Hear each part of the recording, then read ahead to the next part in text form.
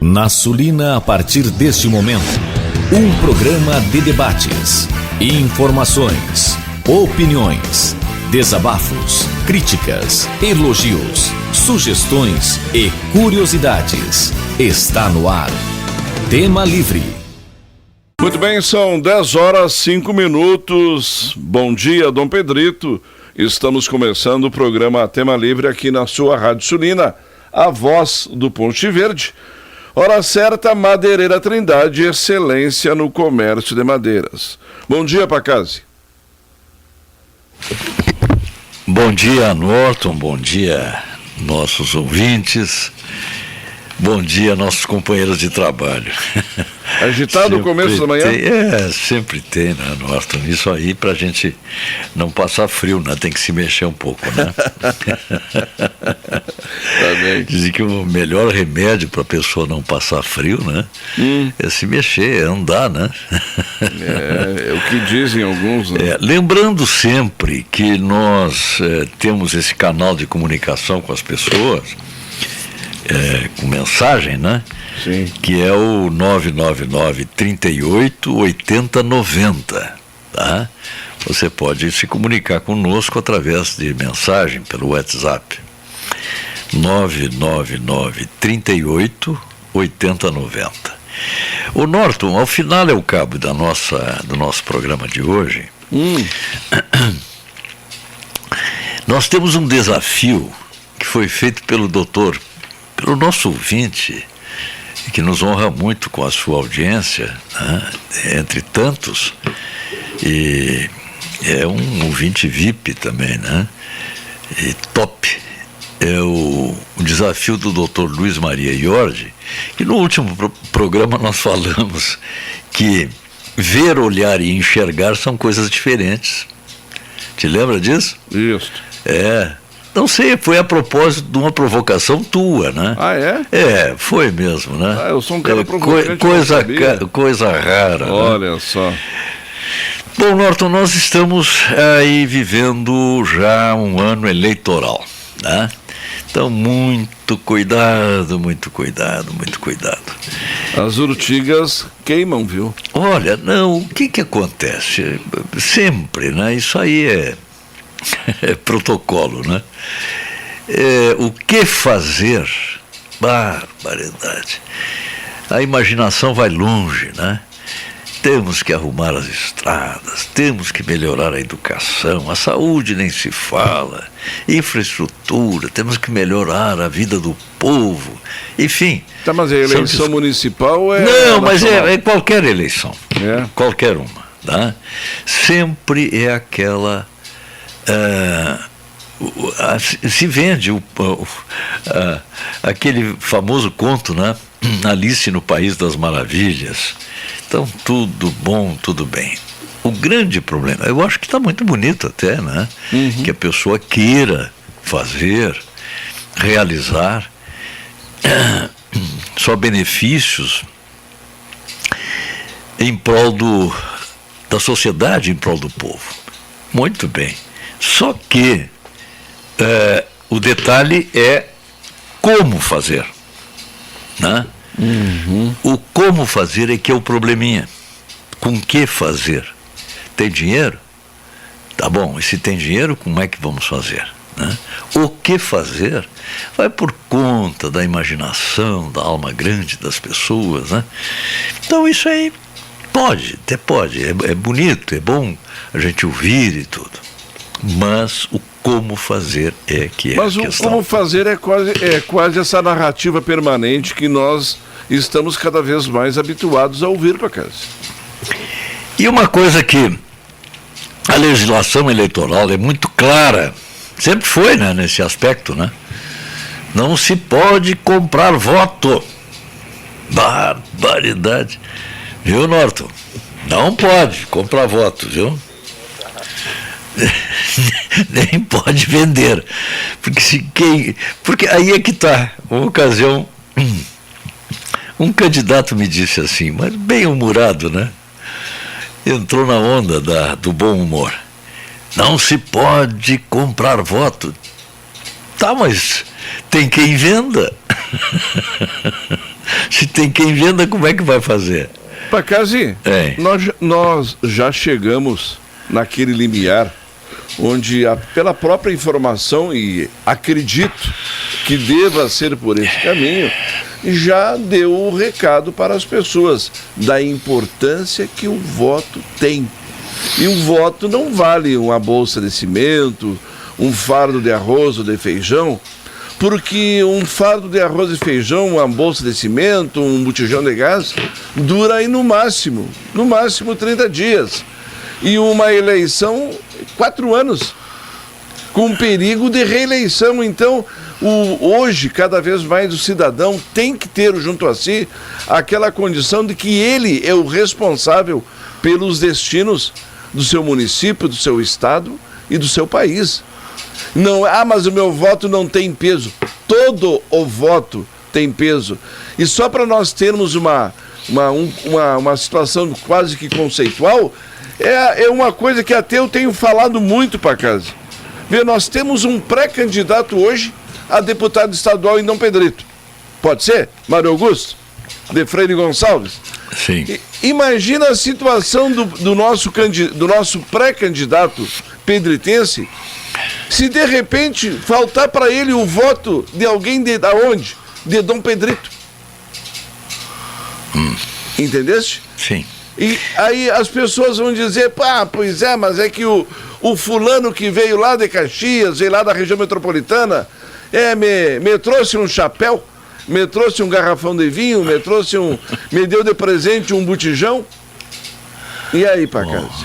Aí o Dom Pedrito fica com as portas fechadas durante 4 anos, porque alguém advogou em causa própria e não no coletivo daquilo que a nossa cidade necessita e precisa. É só para exemplificar. Eu não estou dizendo que poderá acontecer, tá? Mas já tem quero gritando no campo, viu? Ô Norton, pois é. Alguém um dia me escreveu aqui, um amigo, estávamos trocando ideias, né? E ele tem boas ideias, interessante. E lá pelas tantas ele disse, olha, tu sabes que no geral, não é no especial, o nosso povo não sabe votar. Generalizou um pouco, né? E eu disse, olha, nenhum povo no início sabia votar. Aprendeu com a prática, né? E com a boa prática. O que eu quis dizer com isso? É que, em primeiro lugar, o indivíduo tem boa chance de começar a aprender a votar quando o voto não for obrigatório. Está provado. Está provado isso na história, né? De outros povos que sabem votar direitinho. Mas o ponto inicial é de que não são obrigados. Quando o indivíduo vai lá votar, é porque ele tem vontade de escolher, vontade de decidir, vontade de se responsabilizar. Agora, quando é obrigatório, o que tem aí para mim? É obrigatório. Tá? O que tem aqui? Tem laranja nessa cesta, tem bananas na outra, abacaxi na outra, e não é? Marmelo na outra.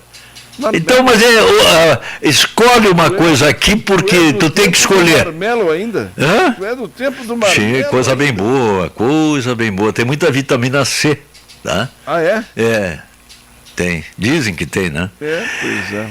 Então, Norton, na frente de todo aquele balaio de questão, tu tem que escolher uma coisa aqui. Escolhe. Não, mas eu não gosto de nenhuma. Então... Mas tem gente que gosta da pereira. Tá, bom. Tem gente que gosta da pereira. Inclusive gosta da pereira porque a pereira gera bastante maranduvá. Tem gente que gosta de chuchu, por que não, né? Mas assim... Pular na cerca, né? Pois é.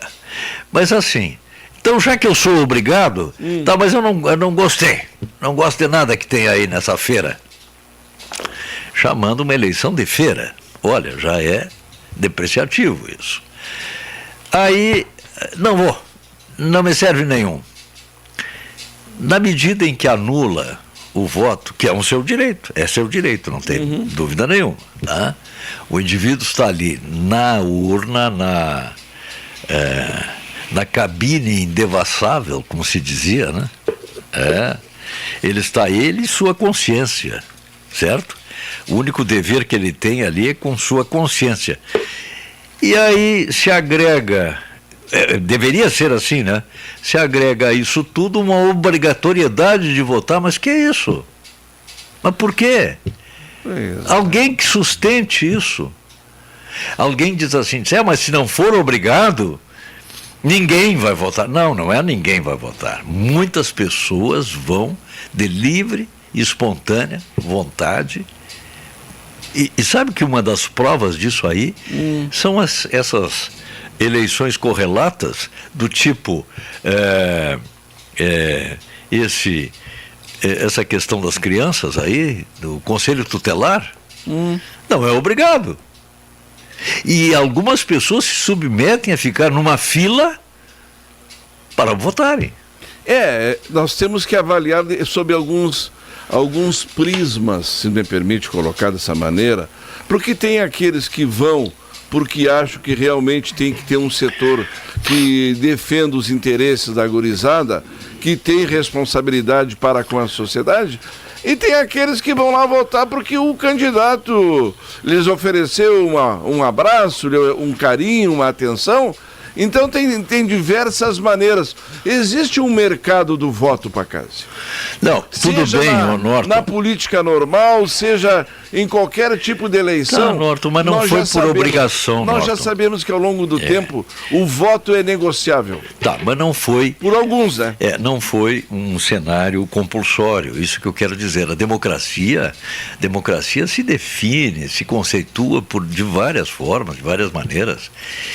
E dos conceitos mais nobres, no meu ponto de vista, da democracia é a espontaneidade, é a vontade, volição, iniciativa, conduta, gesto. Ora, vamos valorizar isto, que é essa capacidade do ser humano exatamente de saber o que quer. O que te move vir aqui? Porque muitas pessoas, olha aqui, já estamos numa situação que muitas pessoas começam a duvidar. Será que eu quero isso? Será que eu posso? Será que eu devo? O que será? Quem sou eu? De tal forma, não. Só os outros, o Estado sabe o que é bom para você. Só o Estado sabe o que é bom para você. Tá? Anule a sua personalidade, ponha num armário, enfeite, deixe lá como um objeto decorativo. Porque o Estado, as pessoas eu me lembro que representam... de palavras parecidas, viu? Pois é. É ele que sabe o que é bom para a gente. Mas eu não tenho o direito, um pouquinho do direito de saber o que é bom para mim. Até se você quiser. Né? Não é assim. Democracia é uma conduta positiva. Sim. Contra a democracia é a conduta passiva. Quantas pessoas deixaram de votar em Dom Pedrito? Quantas? Não, vou só pegar Dom Pedrito, não vou pegar o Brasil. Tá? Muitas pessoas, se tu fores conversar com elas, têm uma justificativa. Não fui porque é obrigatório. Ótimo. Começamos a conversar. Começamos a nos entender. Se fosse livre, você iria. Iria. Doutor Assis Brasil dizia: ser democrático, trabalhar a democracia, vivenciar a democracia é como nadar. Não adianta o cara ficar assim, olha, vou ler como é que se faz, como é que se deixa de fazer, vou ver. Não, tem que se atirar na água e fazer. Mas que ninguém empurre as pessoas para dentro d'água. Tem que ser um ato de vontade, espontâneo, cidadania, chama-se isso. É mesmo? Exato. Ou mudaram os conceitos. Não, é isso. Por definição, é assim. Enquanto essa nossa democracia ficar atrelada à vontade dos outros, uns que têm interesse direto e outros indireto, mas de qualquer maneira interesses, nós nunca vamos sair do barro. Não tem como. As pessoas têm que se sentir responsáveis. Ora, como é que uma responsabilidade pode ser obrigatória? Obrigatória, compulsória. E cadê a minha consciência de cidadão? Onde é que fica? E o respeito à minha consciência, cadê? As maiores democracias do mundo, o voto existe e é livre. Livre. Será coincidência que elas são grandes por isso, ou também por isso? Então, quer dizer, esse exercício de cidadania, de internalização desse sentimento, desse conceito, dessa maneira de ser, ver, estar, fazer, isto só nasce genuinamente dentro da consciência das pessoas. Quando as coisas são obrigatórias, compulsórias, o pressuposto de que você não tem consciência, de que você não sabe pensar, não sabe agir, não sabe fazer. Você é uma coisa, é um número só. Então é a maneira da pessoa fugir desse conceito crápula, né? De número, de coisa, elemento, sei lá, um dispositivo para que a roda do todo funcione, nem sei de que jeito. Nós temos que acabar com isso. Então, liberdade é um conceito que é irmão siamês da democracia. Pacasi, nós... liberdade com responsabilidade, sim, é claro, né? E nesse exato momento, quando não só no Brasil se discute muito a respeito do papel do empresariado, de quem produz, de quem trabalha, né? E nós ficamos ouvindo o discurso de que é necessário cada vez mais que aqueles que ganham, que produzem, que trabalham, que geram emprego, que pagam imposto, cada vez mais tenham que ser penalizados. Mas aí eu te faço uma pergunta. Alguém sabe explicar por que é considerado ganância quando alguém que trabalha, que empreende, querer ter o seu lucro junto a si, porque afinal ele produziu para isso, mas não é visto como ganância aqueles que querem tomar o dinheiro de quem trabalha e produz? O Norton, cansativamente... Sem querer tumultuar, mas... Cansativamente nós dizemos aqui, não estamos inventando nada, que governo em nenhum lugar do mundo produz riqueza. Isso aí não é, que barbaridade. Não é uma barbaridade, é assim, governo não é para produzir riqueza. Ele não gera riqueza, ele gere riquezas. Ele está posto ali para ser um gerente de riquezas produzidas por quem? Por quem trabalha. Certo? Toda a riqueza sai do trabalho das pessoas. Pessoas que produzem produtos através da chamada economia primária, depois vem a industrial, serviços. Todos esses é que produzem riquezas na sociedade. E o governo, como conceito inicial, não é? Imaginávamos que ficasse sempre por aí, se elegeu um síndico. Um grande condomínio, né? Tem a luz, tem o telefone, tem a piscina, tem a luz de lugares comuns, enfim, tem uma série, tem a garagem, tem a entrada, tem o porteiro, tem uma série de coisas, tem um condomínio. Amplia bastante isso aí. Um país não deixa de ser um condomínio. Então nós estamos lá um condômino, um síndico, um gerente, né? um gerente, porque nós estamos ocupados em produzir riquezas, certo? Então não temos o tempo, condições. Nós estamos preocupados em trabalhar e sobreviver. Não, e produzir riquezas. Para isso é para trabalhar. Para quê? Para produzir riquezas. E sobreviver com quê? Com riquezas. E parte dessa riqueza vai para a gerência. Vai para o síndico, certo? O que não levanta o peso. Não, mas ele está ali, ele tem uma missão. Eu disse, olha, sabe, a luz do corredor do prédio tal, o elevador não está funcionando. Tá, e tu que é morador do condomínio, tá, mas o que eu tenho que fazer? Falar com o gerente, com o síndico, que ele mande trazer a empresa que conserta elevador. Que faz a manutenção. Faz a manutenção. Um país não é diferente disso, claro que numa dimensão muito maior, evidente. Tá? Mas quando esse país ou esses países acabam tendo aí qualquer tipo de analfabeto ou semi-analfabeto, mas que consegue se tornar líder porque promete vida fácil para uma nação que se estabelece cada vez mais como uma nação de preguiçosos que acham que quem trabalha, quem produz, quem gera emprego tem que continuar gerando vida boa para eles, para aquele pequeno grupo. O Norton, em primeiro lugar, esse síndico, esse gerente usurpou a sua função, usurpou a sua obrigação, entende? Usurpou, ele passou dos limites. Você é apenas um gerente.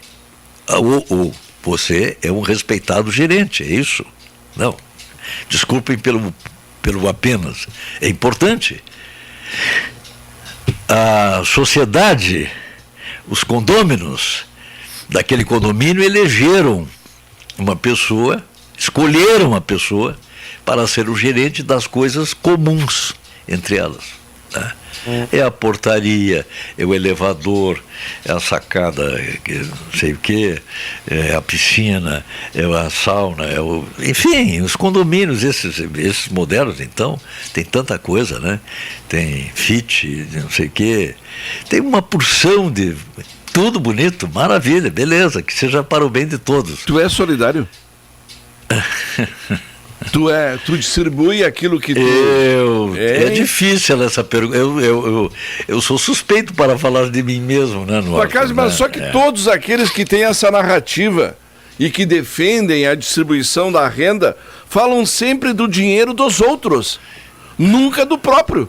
Porque para essas pessoas, por exemplo, não existe uma virtude maior do que bancar, ser generoso com o dinheiro alheio. Aí voltamos ao princípio. Olha aqui, Norton. Num condomínio, as pessoas se reuniram livremente, não compulsoriamente, e resolveram que o melhor para todos, já que todos têm ocupações diversas, né? Nesse condomínio tem um médico, tem um dentista, tem um trabalhador lá na indústria, tem comerciantes, enfim, tem uma porção de gente que tem as suas atividades, não pode se dedicar. Agora tem também pessoas que estão dispostas a trabalhar pelo condomínio, tá? Então elas foram livremente, claramente, transparentemente, democraticamente escolhidas para gerenciar esse condomínio, tá? Ora, então, quando existe essa espontaneidade dentro do processo, está tudo certo. Agora, quando há a obrigatoriedade, pode-se ter aí, pode e não necessariamente, mas pode, já é um caminho, um portal, uma abertura para que as coisas aconteçam, não no interesse do condomínio, mas no interesse de outros, que não os do condomínio. De outras questões, outros valores e tal. Mas afinal de contas, Eu vi uma vez um debate de um condomínio, né? Lá que o sujeito queria, o gerente ficou tão maravilhado com o cargo que recebeu, enlouqueceu cá entre nós, né? E queria fazer coisas mirabolantes. E alguém perguntou, tá, mas qual é a utilidade disso para nós? Aqui nós só queríamos que o senhor gerenciasse isso aqui. Só, entende? Cuidasse lá da piscina, do elevador, do não sei o que. Claro que numa sociedade, num país, a coisa é mais complexa, mas não muda muito, não. Tá? E aí você, o que você está vendo? Está enxergando coisas, enfim. Afinal, a troco de que está tomando essa iniciativa? E aí, alguém há de dizer, mas foi pela vontade dos condôminos. Depende. Isso depende. Quando as coisas são espontâneas, elas são mais claras, mais transparentes, mais honestas, penso eu. Quando há obrigatoriedade, e entenda-se, obrigatoriedade é punição para quem não faz, para quem não compareceu. Mas por quê? Ué? Para cá você sabe que... Então, tudo isso começa a acontecer. Não foi, não quero. Não. Não fui por razões minhas. Enfim, eu acho que o verdadeiro cidadão deve ir, deve comparecer. Ele está na sociedade. Nós dizemos sempre aí na rádio, quem não participa não tem o direito de decidir. Mas é uma conduta, é uma iniciativa livre, espontânea, volitiva. Agora, quando me botam o dedo na moleira, dizem assim, você tem que fazer, se não fizer, terá punição. E o cara diz, mas é uma multinha. Não é a questão da multinha. São as obrigações correlatas. Essa pessoa vai querer fazer, de repente, um empréstimo, sei lá, uma casa própria, sei lá, essas questões protocolares aí, e vai ter um certo impedimento porque não vai bater o seu histórico eleitoral, não vai bater com aquilo que está sendo exigido. Concurso público. O senhor votou? Não votei, então não pode. E por aí várias outras coisas. É ou não é? E o cara diz, não, é que pagou a multinha e está pronto, tal. A coisa é tão séria que resolveram abrir espaço para dois momentos completamente diferentes. Dos 16 aos 18 é livre votar, tá?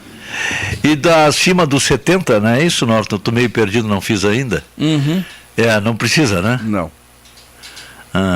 Então tá. A questão é tão séria que se abriu esses dois espaços para que a culpa não fosse tão pesada, né? Isso não muda absolutamente nada. Tanto é verdade que pessoas nessa fase de 16 a 18, muitas foram, embora não obrigadas, foram espontaneamente. Tomaram a iniciativa.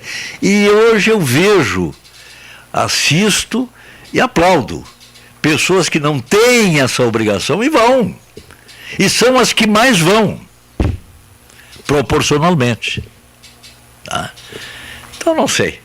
As pessoas estão livres para nos contestar também a respeito dessas ideias. Se tu analisar bem, dentro de um cenário de um país, onde uma simples caneta, por exemplo, tem que estar acorrentada para não ser furtada. Em um país onde pessoas são as responsáveis por julgar situações onde elas próprias estão envolvidas. Em um país onde a integridade do indivíduo é colocada à prova diariamente porque ele não tem uma estrutura, ele não tem um aparato de segurança hoje à altura do que esse país deveria ter e mereceria ter. Um país onde o próprio presidente da República diz que o Exército não tem orçamento para comprar uma bala de arma, de revólver, de fuzil, enfim. Um país onde nós temos que provar permanentemente que estar vivos não é uma prova de vida, é um ato heróico, porque nós trabalhamos, nós pagamos e muitas vezes nós acabamos perdendo a vida porque nós não podemos mais circular pelas ruas do país. Eu não estou falando de Dom Pedrito. Nós não podemos ter o direito de ter uma moto boa, por exemplo, numa região metropolitana, numa cidade mais para o centro do país, porque alguém vai lá tentar nos tirar. Nós não podemos sair para jantar porque poderemos estar jantando com a família e de repente alguém vai promover uma execução de um desafeto porque é de outro grupo. Um jovem não pode fazer, sabe aquela sigla do Paz e Amor que nós tantos víamos lá nos anos 70? Hoje, se de repente alguma facção usa aquela sigla do Paz e Amor para se identificar, a pessoa pode ser executada ali, no momento, porque demonstrou que simpatiza com outro grupo que é antagônico daquele que está ali. Norton, então, que país é esse que nós estamos vivendo? Norton, mas essa questão, por exemplo, de ataque a pessoas, a famílias, isso acontece em outros países, né? Por exemplo, recentemente aconteceu na França. Sim, né? na França, mas no só México, que o detalhe, nos Estados Unidos, na Alemanha. Mas só que aqui no Brasil é frequente, é diário. É frequente e a punição, convenhamos, né? Alguém há de dizer, não são punidos. São o ministro da Economia chinês, punidos, o ministro da Economia chinês vai pagar uma prisão perpétua por ato de corrupção. Agora, Norton, é o seguinte, se agora tu falasse em bala para o Exército, mas... E não é bala soft, viu? Não, eu sei, mas nem de goma, nem balinhas de mel. Só que assim, Norton, mas está coerente. Quando se faz... Está coerente isso, essa situação, tá? Tem coerência. Porque quando se faz uma pregação de camisa aberta, né, ao vento, de peito livre, uma pregação pela paz, pela antiguerra, a humanidade não precisa de guerra. Para que bala? Então não precisa bala, não precisa orçamento, para quê? Aliás, não precisa nem exército, né? Se não tem a bala. E por conseguinte, a bala é apenas um elemento que faz parte de uma arma que... E aí entramos num conceito interminável, num debate de um conceito interminável. Não, mas é arma para defender. Não, é arma para matar, é para ofender, era para agredir. Depende. A arma em si não tem nada a ver com isso, está ali. É para agredir ou para defender? Então, quando não tem orçamento para esse tipo de produto, né, de bem, sei lá, arma, munição, avião, combustível, aparelhos de logística, mas quando há uma pregação de paz, para que isso? Isso serve para defender de quem? Se você prega a paz no mundo. O mundo Mahatma Gandhi, uma vez aconselharam Mahatma Gandhi, que era um grande líder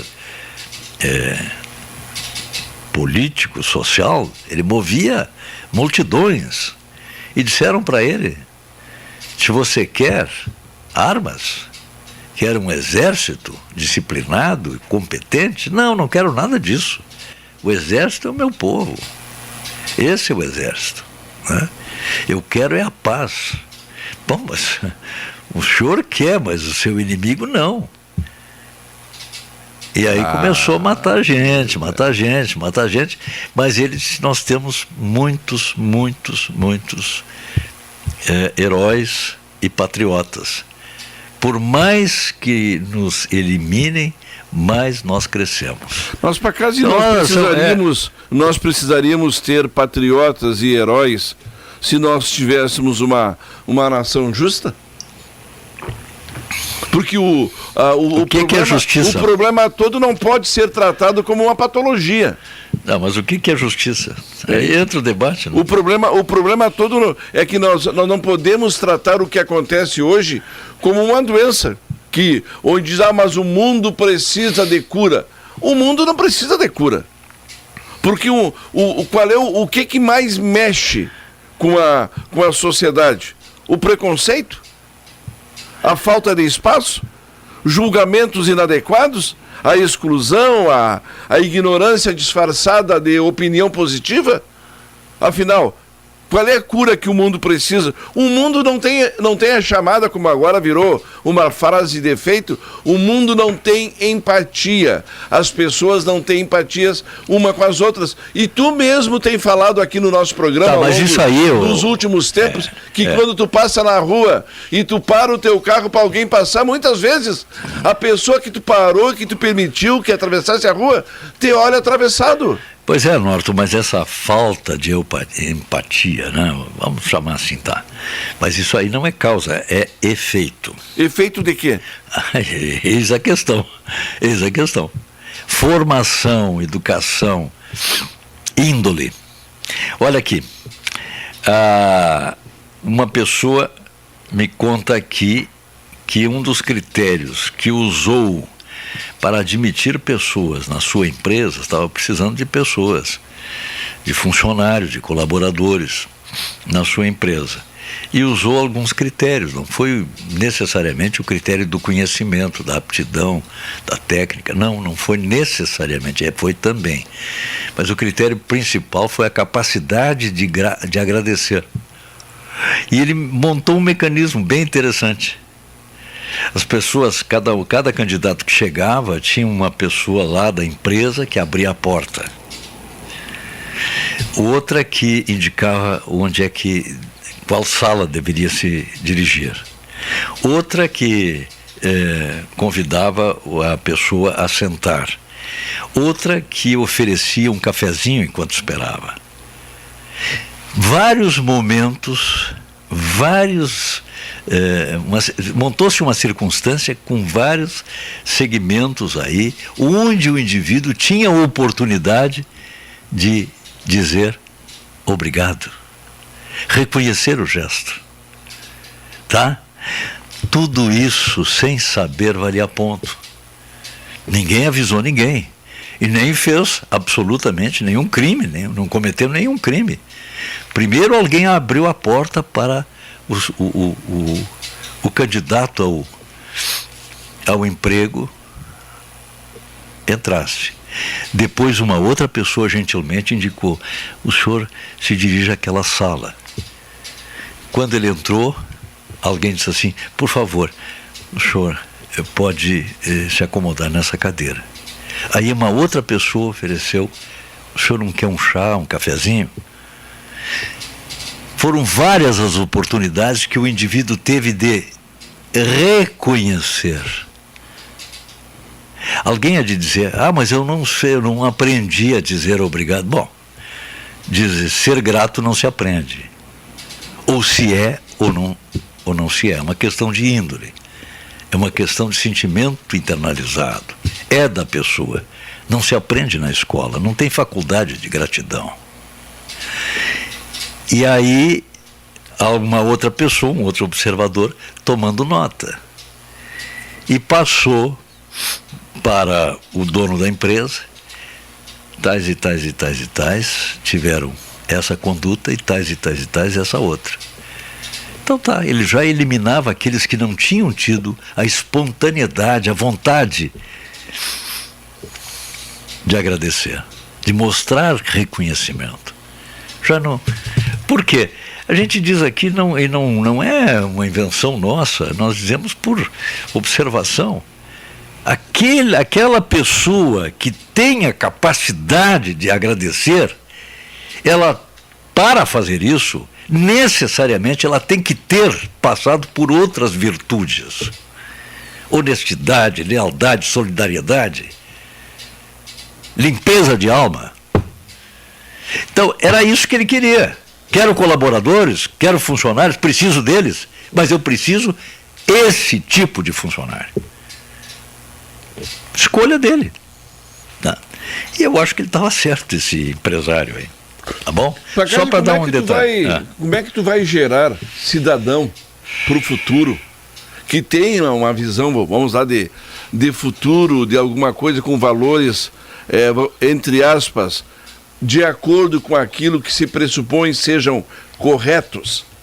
Como é que tu pode ter isso aí, se muitas vezes quando tu estabelece, vamos lá, que dentro da tua casa determinadas palavras, discussões, expressões devem ser feitas de maneira mais silenciosa, mais particular, principalmente para não deixar que as crianças testemunhem determinados diálogos. Enquanto que tem outros que dizem não, que o debate tem que ser integral, o debate tem que ser geral, que as crianças devem participar e que devem ter a sua personalidade formada a partir daí.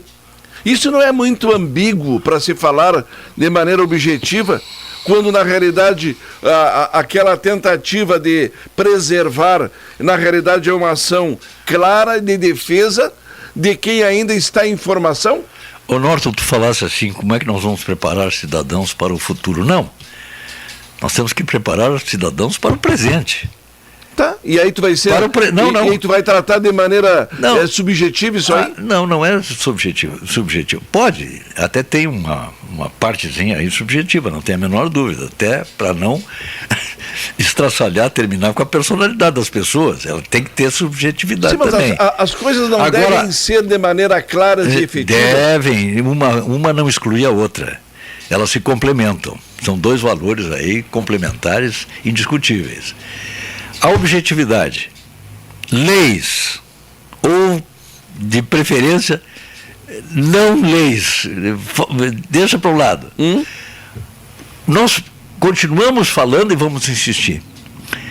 Tantas são os pruridos, não vou chamar nem de norma, nem de ideias, não, pruridos. Não, é um festival de nãozinho para cá. Olha, que nós estamos criando pessoas que estamos imaginando que sejam só para o futuro, quando na verdade já deveriam ser do presente, tá? Cidadãos do presente, crianças, com falta de senso de utilidade social. Começa isso em casa. Arrumou a tua cama? Teu quarto está em ordem? Hã? Não posso, estou mexendo no celular.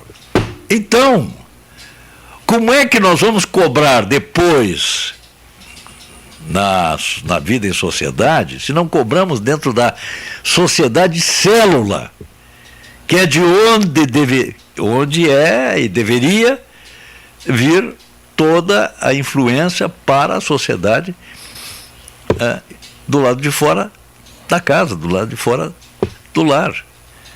Alguém há de dizer, eduque seu filho para que a sociedade depois não seja, de certa forma, obrigada a educá-lo. Mas essa não é a narrativa que nós temos. Porque hoje, por exemplo, vamos pegar o Brasil, eu vou pegar o Brasil, pode ser?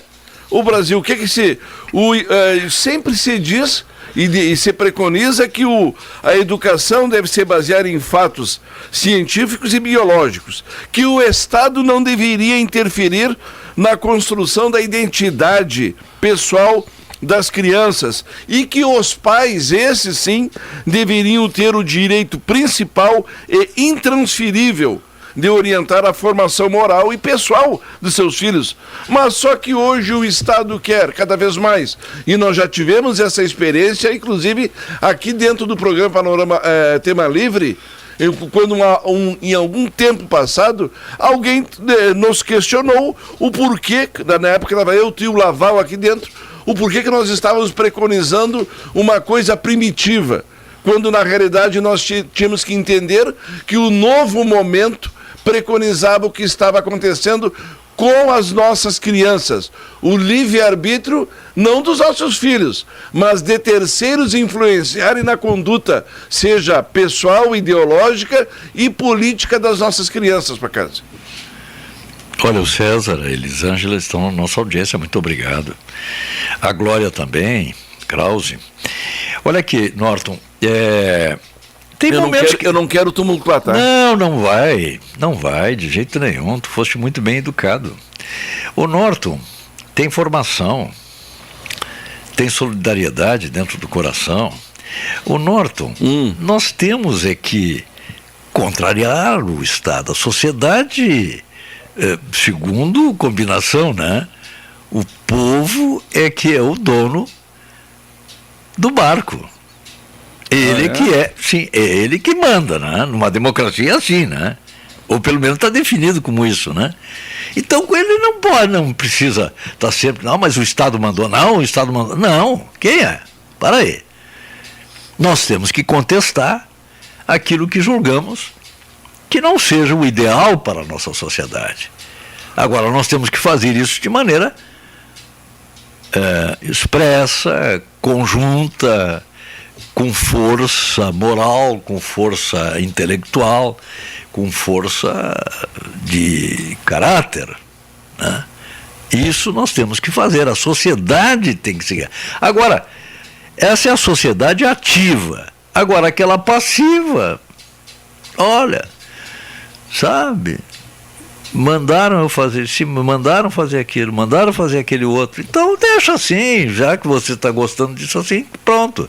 Não tem aí aquela periculosidade de ter que tomar decisão. Muitas vezes a pessoa tem que pensar, dói, né? E esse barco que tu falou aí, ele está preparado para mares revoltos e ataque de tubarões? Não, ataque de tubarão é antigo, só em filme agora. Mas olha, não é só em filme. Eu vou contestar essa tua afirmação. Não, mas foi lá na costa lá. Eu vou contestar porque, segundo as informações que chegam, eles estão se atirando em cima do barco, viu, Paquete? Não. Eles querem vir para a terra. Norton, não, os verdadeiros tubarões não estão no mar atualmente. Não. Então, são outros. Olha aqui, ó, sempre lembrando que ao final e ao cabo desse programa, nós vamos atender o desafio feito pelo Dr. Luiz Maria Jorge, tá? Que é um médico notável, um grande ouvinte nosso, que nos dá um prazer imenso pela sua audição, que ele quer saber por que nós dissemos que ver, olhar e enxergar são coisas diferentes, tá? Ao final e ao cabo vamos tentar explicar, não vamos convencer ninguém, tá? E os cães, Paquete? Olha aqui, ó, Gilberto Franco, muito obrigado, Gilberto, pela sintonia, está dizendo o seguinte: em Santa Cruz do Sul, o Gilberto tem uma parte considerável de sua família em Santa Cruz. Aliás, ele é de lá. O pai dele era de lá, né? A mãe dele também, eu acho, né? Ele tem origens lá em Santa Cruz do Sul. Eu conheci Santa Cruz, achei uma cidade maravilhosa, extraordinária, uma das cidades belíssimas que tem o Rio Grande. Aliás, o Rio Grande tem 497 municípios.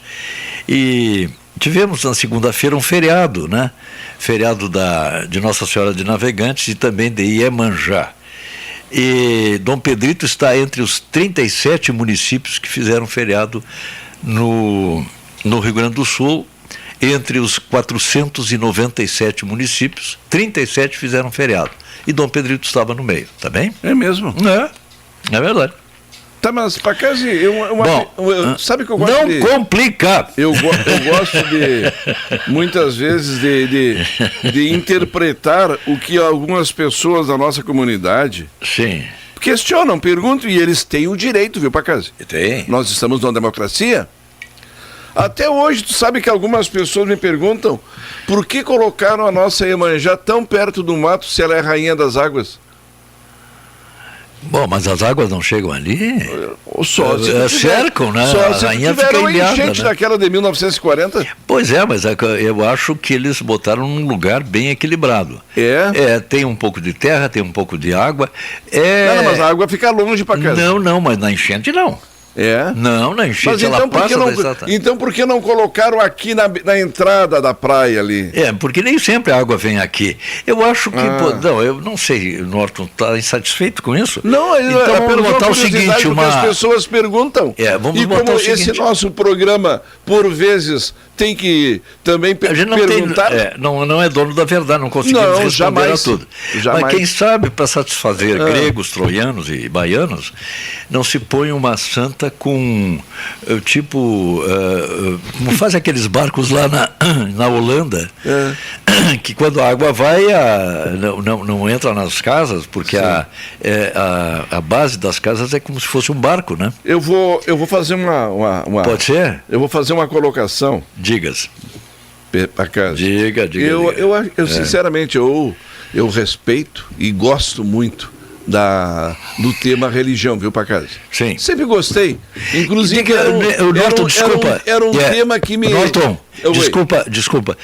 Foi iniciativa de um vereador, né, da legislatura passada, não foi? Acho que foi. Te lembras qual foi o vereador? O vereador Jonathan. Foi. Vereador Jonathan. Foi. E foi votado...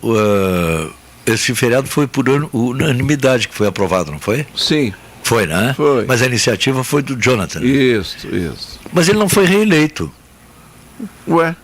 Ele não foi reeleito, que pena. Sim. Porque tinha iniciativas tão interessantes. Sim. Entende? Como essa, né? Pois é. Mas ele, no fim, não conseguiu se reeleger. Mas a observação que eu faço até em cima do que as pessoas perguntam e questionam, para casa, não, realmente, o posicionamento é fundamental, porque quando tu chega ali na praia, é que nem quando tu chega no cassino, tu olha, tá lá aquela santa maravilhosa, aquela estátua, entendeste? Nós, quando chegamos na praia, ali do nosso Chiquilém, aí tu olha de um lado, aí tu tem que virar, torcer o pescoço para a direita, quando tu tá chegando, para poder enxergar lá, quase que escondida, aquela presença.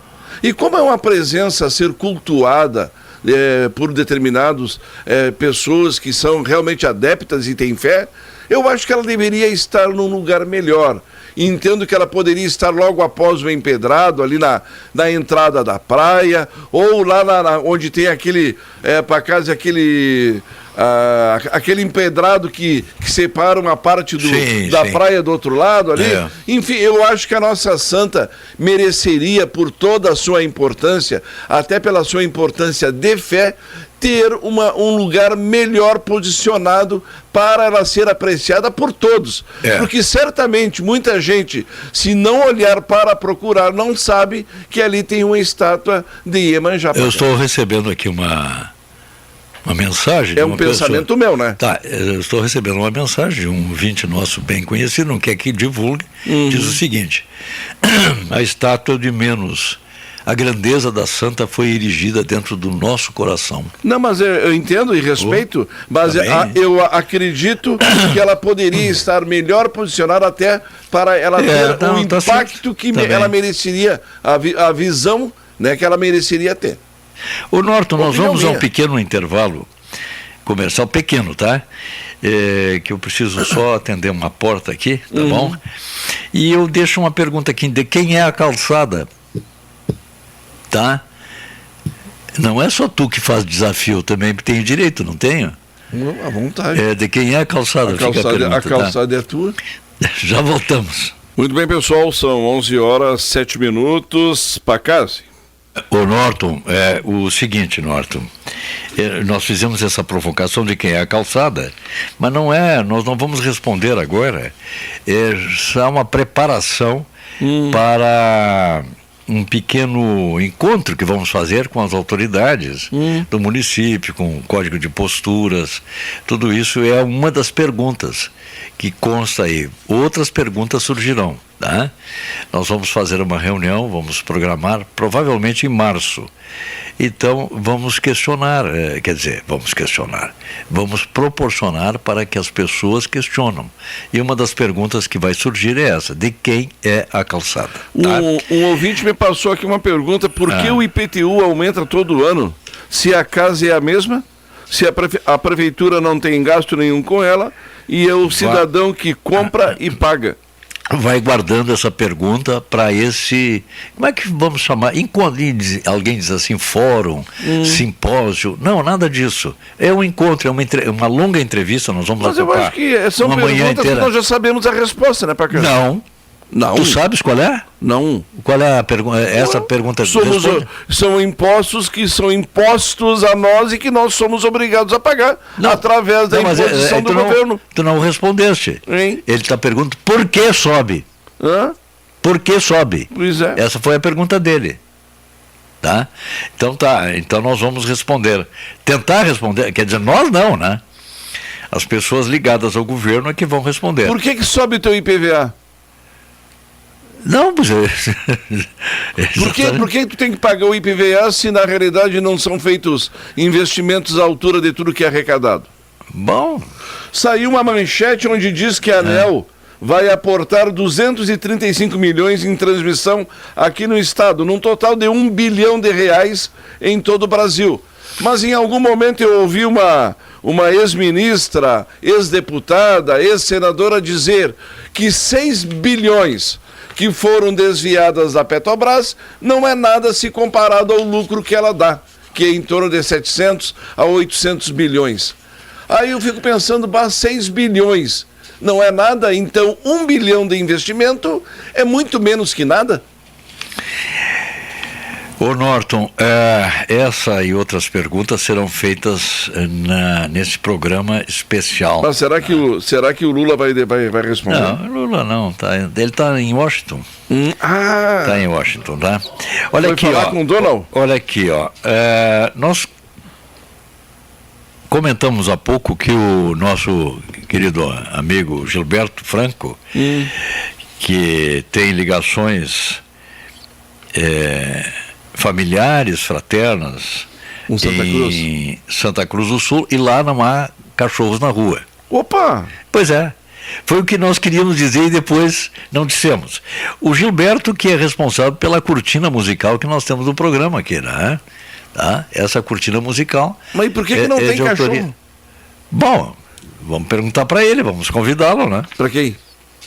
O Gilberto. Ah, sim, tá? sim. Pensei que era para perguntar para os cães. Ué, tu pode perguntar. Tu sabe a linguagem deles? Mas conhece por que o Mancilhas nunca nos falou isso? Olha aqui, Norton.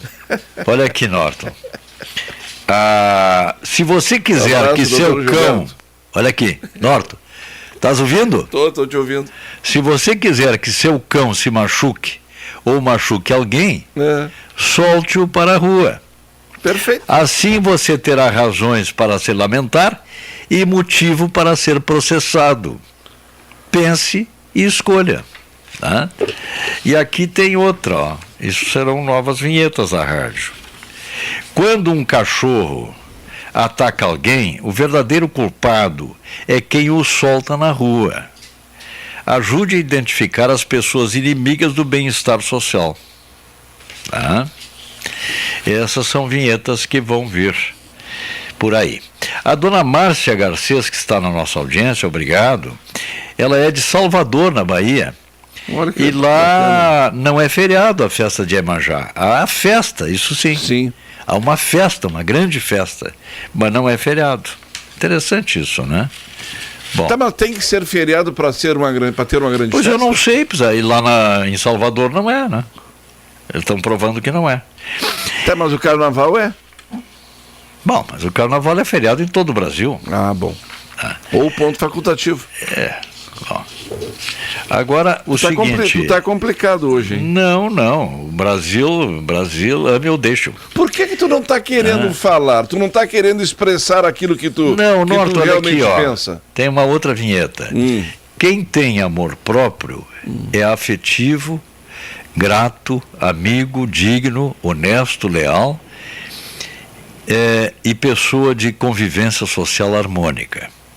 O egoísta só gosta de si, não sabe agradecer, é indigno, desleal e pessoa de difícil convivência social.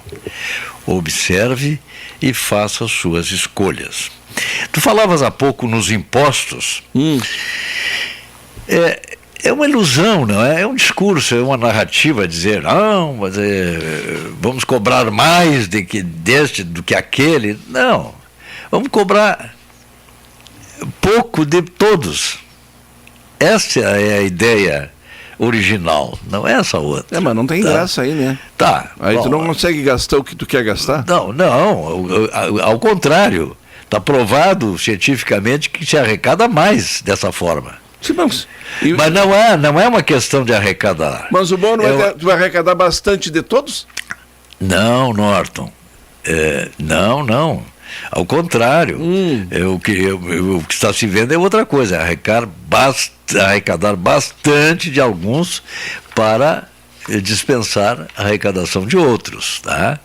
Já tratar diferentemente para poder... Mas isso aí seria uma síndrome de Robin Hood? Não sei. Não, chama do jeito que for. O efeito disso é que, se você vai cobrar muitos impostos, todo aquele tributo, aquele ônus, ele não fica onde está, ele vai circular. E você que não foi onerado, você será onerado de forma indireta. O serviço que você vai buscar vai ficar mais caro, a mercadoria que você vai comprar vai ficar mais cara. Dá para entender isso? Acho que dá, né? Nossos ouvintes, felizmente, são muito inteligentes. Muito inteligentes. Tá? Então, acho que dá, não tem problema nenhum. Então, essa questão do efeito cascata dos impostos, mais imposto. Quando alguém já pensou, raciocinou, desenvolveu uma teoria e comprovou que quanto menor o imposto, maior a arrecadação. Tá, mas aí que todo mundo paga. Mas arrecadando bastante, tu pode acabar com a pobreza? Com a miséria, com a fome? Eu não vou nem responder isso. Hein? Não vou nem responder. Mas responde, por favor. Não. Porque eu acho que... Não vamos falar sobre bem-estar animal. Quando uma população acredita que cada vez mais as pessoas precisam ser pobres para poder ter uma mão estendida... Mas quem é que está dizendo isso? Aqueles Aqui o IBGE... Aqueles que querem não, o IBGE continuar dizendo se perpetuando. Não, o IBGE está dizendo o contrário aqui. Não, ele está contrapondo a tua afirmação aí. O IBGE está dizendo que nunca esteve tão bom como está. Sob o ponto de vista de emprego, de desenvolvimento, de riqueza para as pessoas. Aonde? Lá na Islândia? Não sei, ele está dizendo aqui. O desemprego foi o nível mais baixo do mundo, sei lá, dos últimos anos, não sei quantos, 150 anos. E aí... Eu acho que o presidente do IBGE é que nem Maomé, viu? Não sei, aí eu volto ao escritor, mas isso é contestável também, né? Sim. O Darrell Huff, que diz assim, como mentir com estatística? É fácil, é uma fórmula que tem. Né? É só mudar a fórmula. Eu não sei, o IBGE é o mesmo que veio fazer levantamento em Dom Pedrito e até hoje nós não encontramos ninguém. Entende? Você foi recenseado? Se não, tiveram aqui e deixaram, só passaram aqui. Um que o outro foi recenseado. Mas nós não encontramos ninguém assim. Chamamos aqui, não encontramos ninguém. Se ouve falar que alguém foi recenseado, bom, de qualquer maneira é um debate em aberto. Né? Vamos conversar aí com os nossos representantes se acreditam realmente nos números do IBGE ou eles só têm uma função aí de diminuir o nosso retorno do ICM. É alguém que está perguntando aqui.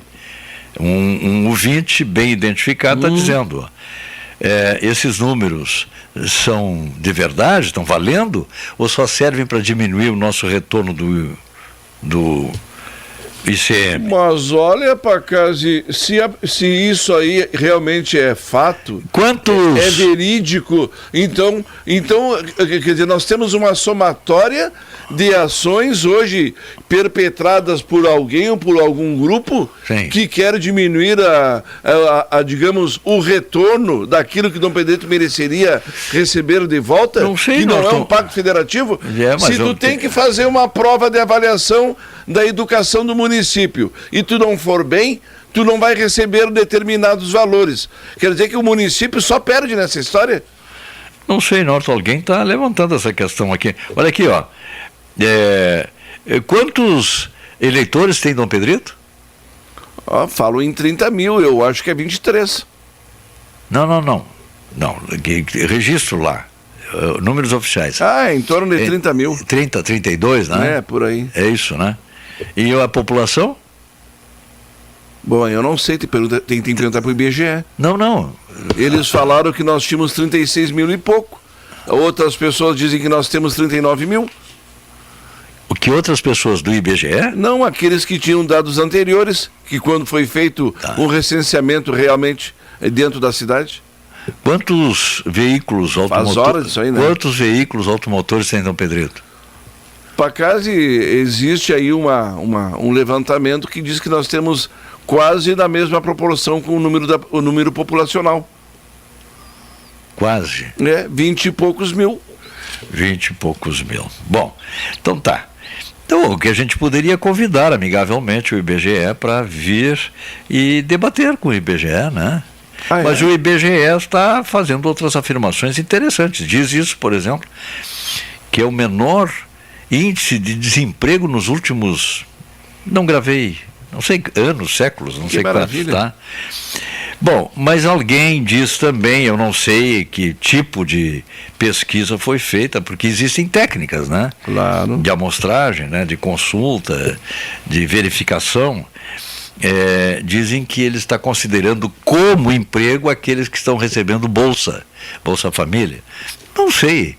É um debate em aberto, né? Numa democracia o debate é livre, né? Penso eu, não sei. Um ouvinte está passando uma mensagem que diz que lá na rua dele passaram alguns que queriam saber das casas, moradores, onde andavam porque não tinha ninguém em casa. Mas que ele não sabe o que eles queriam, né? Um abraço, amigo. Não, então vamos mudar para coisas mais palatáveis. Suaves. Não, mais palatáveis, perto do almoço. Não, coisas mais suaves. Capacete para cavaleiro. Não, isso a CNA já colocou uma declaração na imprensa nacional que isso aí não existe, que não foi estabelecido nada com relação a isso aí para o uso por parte de cavaleiros, de peões. Isso aí é para ser utilizado em obras ou ações, independente da propriedade, né, Pacazzi? Que faz parte dos IPI. Mas essa história do peão, do cavaleiro andar lá no campo tocando gado com capacete é conversa fiada. Só agora a CNA colocou isso aí. Eu tenho essa informação, inclusive, para soltar no Panorama Rural hoje, tá? Não, isso aí poxa vida. Mas só agora tu está me avisando isso? Já comprei meu capacete, tia. Bom. Coloca uma... Pode usar na tua moto. Vende-se. Não, vende-se o capacete, não é o mesmo. Não é. Tá. Bota aí no Panorama, vende-se um capacete novinho, 0 km, sem uso. Tá bem. Bem-estar animal. Tá? Então, transportar bois, ovelhas, de qualquer forma, é preciso que se faça um levantamento aí para saber se esses animais estão confortáveis. Tá? E existe um dispositivo aí que está colocando a obrigatoriedade de transportar alguém que é especializado em bem-estar animal. Alguém que, sei lá, que tem essa... Quer dizer que além de transportar... Tem que transportar. Se estiver acima de 30 graus, parece que é isso, né? Tem que botar um arzinho ali para eles. Opa! Claro, bem-estar animal. Aí nos caminhões que transportam. E até nos caminhões que estão levando animais para abate.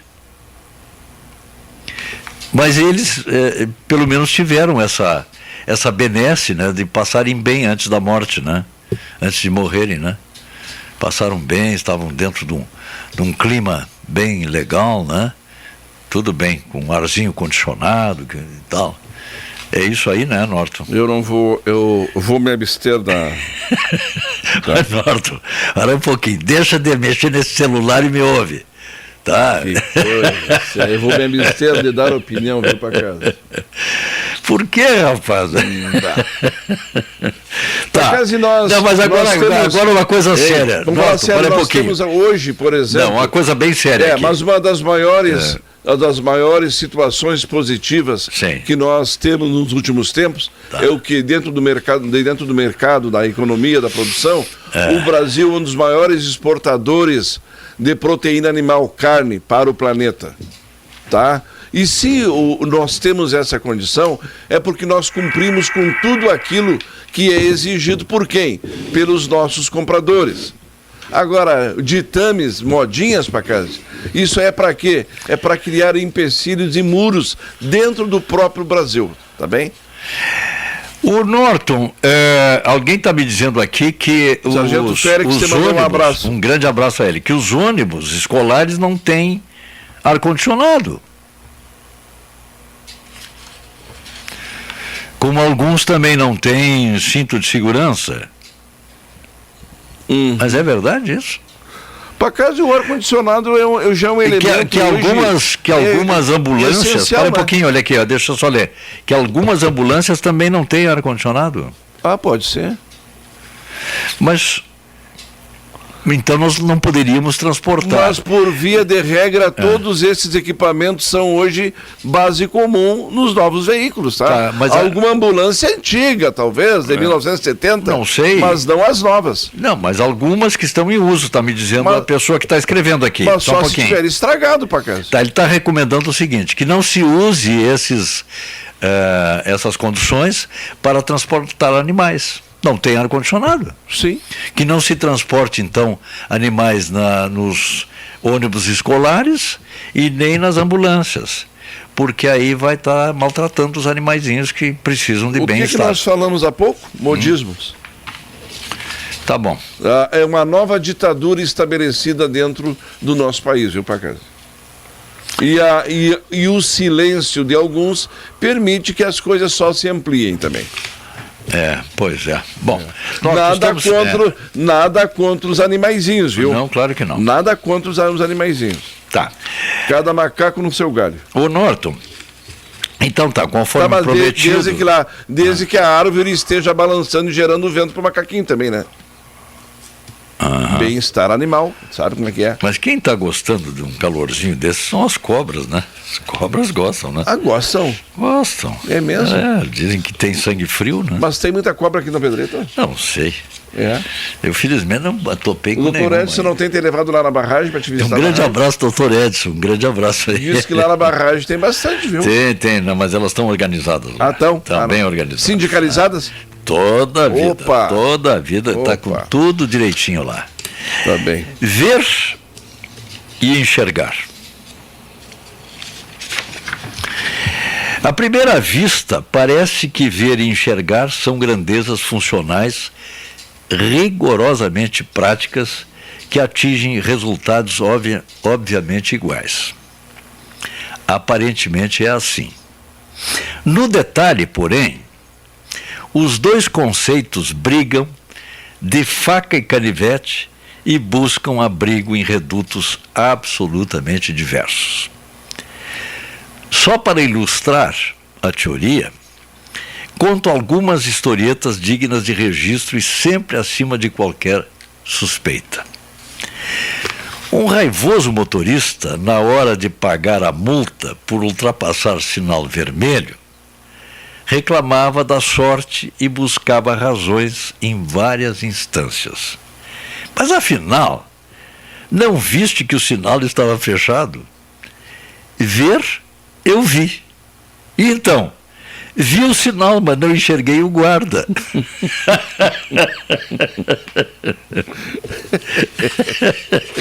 Olha aqui.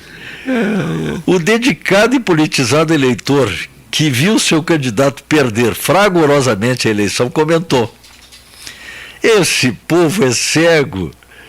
Como assim?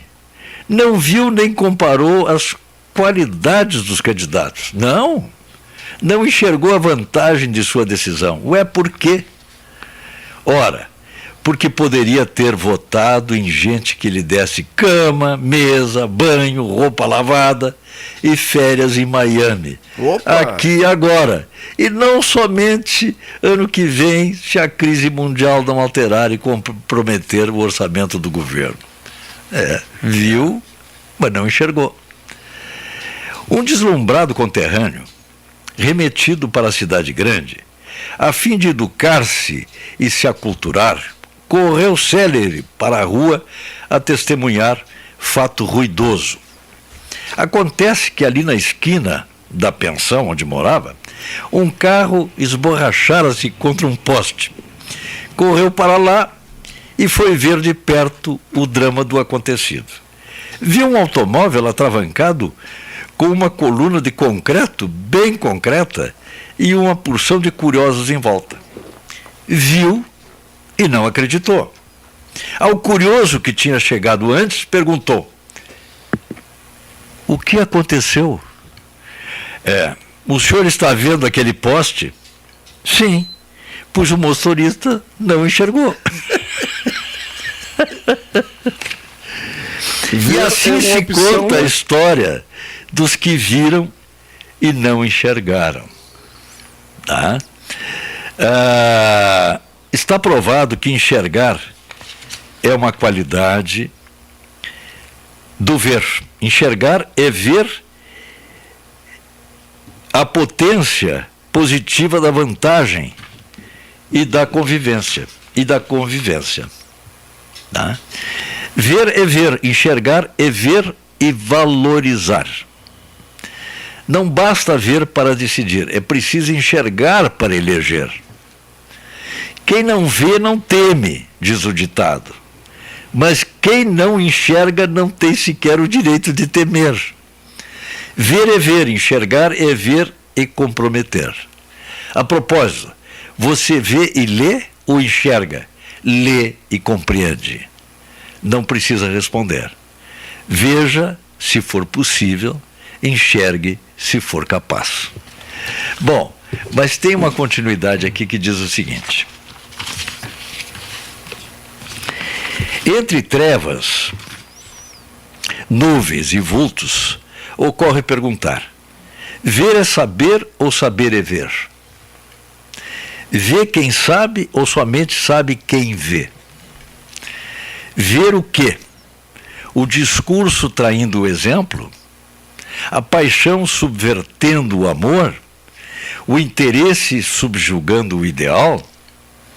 A linha ou uma tropa de elefantes passando pelo buraco da agulha? Ver a dignidade batendo boca com a miséria.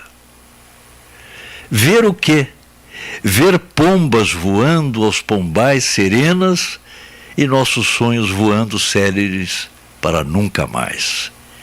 Quem quer, enxerga o porquê. Quem não quer, vê e só vê. O pior cego, geralmente, é o melhor impostor. Vê o que quer, não acredita no que vê, fecha a porta, cerra as cortinas e manda o acaso fazer outro mundo à sua imagem e semelhança, em favor de seus exclusivos interesses. Isso existe? Ora, é só ver para crer. Ou será o contrário? E sentir? Bom, aí tu já quer muita coisa, aí fica para o próximo capítulo. Olha aqui, gente, me chamou muita atenção um depoimento recente de um líder lá da Venezuela, do povo, né, da Venezuela, dizendo o seguinte, em relação ao governo que era, porque está mudando o governo que está lá, estão anistiando as pessoas, enfim, a Venezuela está abrindo o seu regime, né, está para o povo, né, que é o verdadeiro, numa democracia, é o verdadeiro detentor do poder. Quando o povo descobrir que todo o mal que o governo cometeu não foi por engano, nem inépcia, incompetência, e sim foi de propósito, má fé e ódio. Pois bem, nesse dia, esse povo não terá vontade nem direito de perdoar. Bom, fiquem com esses pensamentos. Agradecemos, não é, Norton? A audiência de todos, verdade, a compreensão, a paciência. Nos queiram bem, nos desculpem se passamos um pouquinho da linha. Me permite? Pois não. Não, só para manter a tônica daquilo que tu vinha dissertando, mas não vamos nos esquecer que, apesar de muitas vezes sermos ou agirmos de maneira cega, sentir ainda é a melhor escolha. Ter a percepção de tudo aquilo que está no nosso entorno, Pacazzi. Porque se nós perdermos a capacidade de sentir, mesmo que não enxerguemos, mas se nós perdermos a capacidade de sentir, nós vamos estar perdendo todos aqueles valores e conceitos que fazem com que estejamos vivos. E isso é o importante também. No próximo programa, não perca. Sentir. Tá bom?